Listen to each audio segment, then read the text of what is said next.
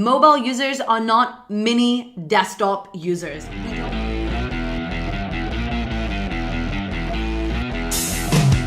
We don't use the device the same way. We have a completely different mindset, and it's super important that we know that. It is not enough to design a landing page for desktop and then shrink it for mobile and hope it works. We have to understand that we search for different things, we use our mobile device for different things, and it's not just a smaller screen. It's a completely different mindset. That's why it's very, very important that if you are using a landing page builder, that it actually allows you to create, edit, and design a completely different variation for mobile. Because if you are right now thinking in the way of like, I will design in desktop and then on mobile it will look good, that's not gonna work. You always have to think about mobile. In fact, I urge you to go to Google Analytics and look at your traffic right now and see how many people are coming to your website through mobile, how many people are coming through desktop.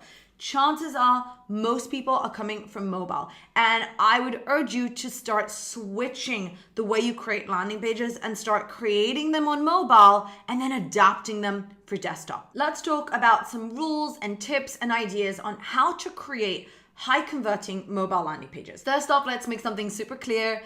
People scroll on mobile. You should not be afraid to have a long landing page. It's okay if it goes on and on and on because people scroll on mobile. Get it out of your head and out of this place you're stuck in if you are worried that your landing page on mobile should be super short, you should condense things, you should remove content. Not true. You should have the same amount of content, the same content on your page. It just needs to be designed differently and needs to be adapted to mobile behavior. Let's talk about some rules for designing your mobile landing page. The most important thing on the page is the text, the actual text, all the copy and everything that you're using on it.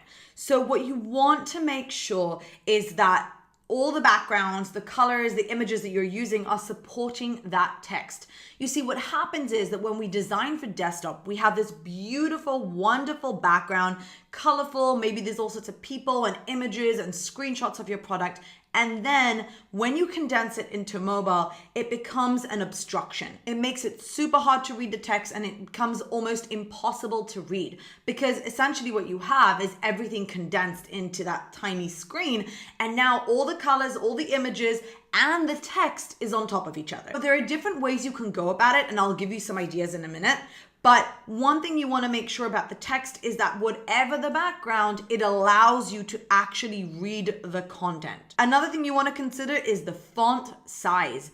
If on desktop it's a certain size and then you actually look on mobile and you're like, this is too small, increase it. It's super important that people should be able to read on mobile. Increase the font size. I like to use 14, 16 pixels. And the other thing is white space. So have a lot of white space between different items on the page. Space everything out. Our second tip, and that is to do with your call to action buttons.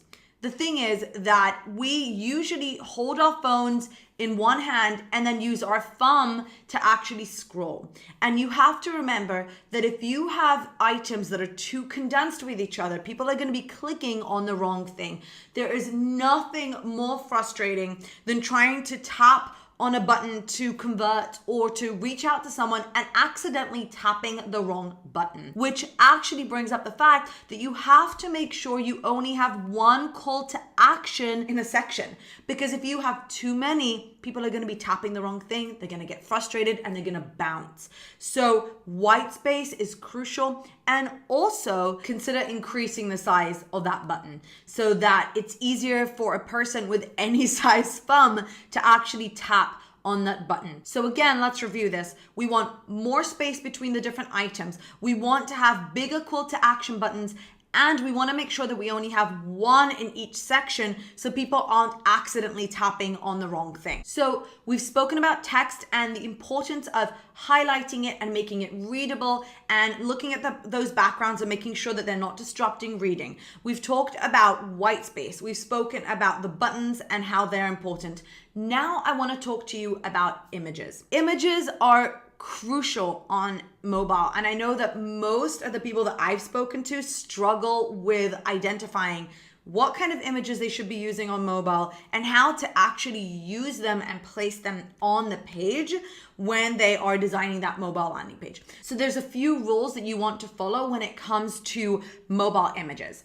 Number one, you want to reduce any cognitive load, any friction, and any noise. That means no carousels. Absolutely no carousels. The other thing you can consider is using different images than you have on desktop. I do this all the time. You can definitely have one image on desktop and another on mobile. You don't have to have the same one. It just depends if the image that you're using on desktop works well on mobile. Sometimes it doesn't, and you don't have to have the same image. You could consider to just use a different one. So now let's talk about the actual header of your landing page, because I know that this is where most people struggle, and this kind of combines everything that we've spoken about so far, which is text, calls to action, and your images. So there are 3 go-to strategies that you could use. Number one, you could use the exact same image that you have on desktop and simply make it a little lighter just so that the text stands out more on mobile. Just make sure that you have some sort of effect on that image and it makes it easier to read. Number 2, you could use a whole different image.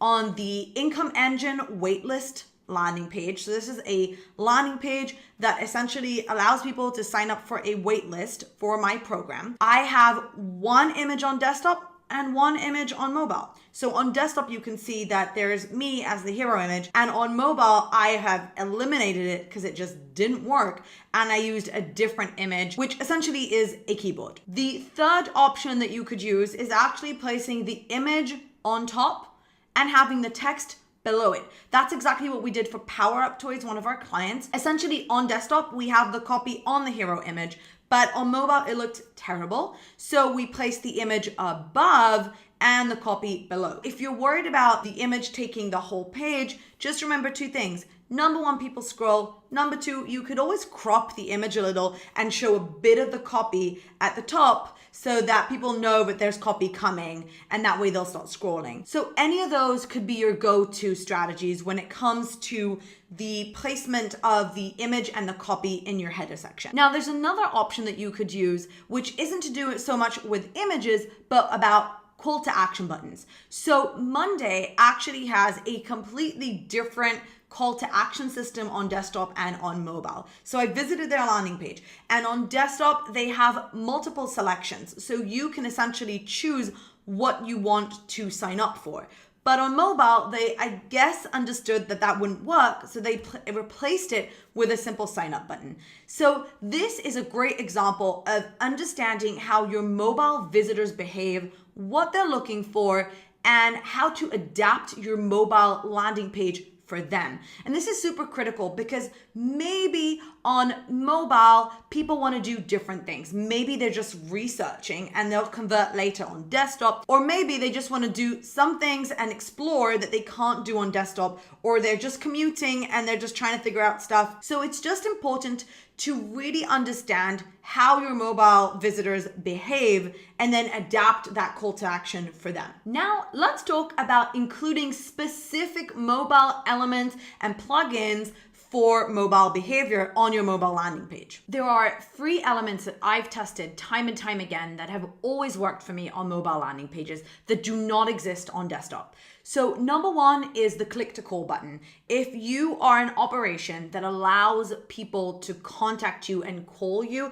I would urge you to consider adding a click to call button. I know that I've tested that before, and time again, it has really performed for us. Now, if you don't have the option to call you, no problem. You could use the click to chat button, which is another quick way for people to contact you on mobile that you wouldn't necessarily have on desktop. So that's number 2. The third thing that I would recommend is the quick scroll to top plugin. If you're using WordPress or any other landing page builder, you should be able to install this simple plugin that basically allows you to scroll to top with a tap.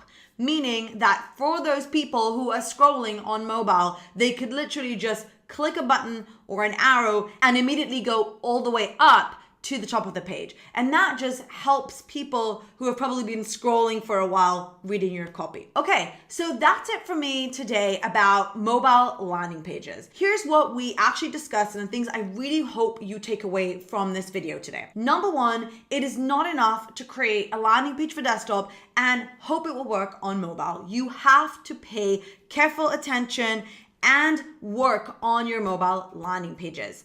Number two, remember that people on mobile do not behave the same way that they behave on desktop. We don't have the same mindset, and we try and do different things on mobile. And that's why it's not enough to just make it look good. You have to actually change the mobile landing page and adapt it to mobile user behavior.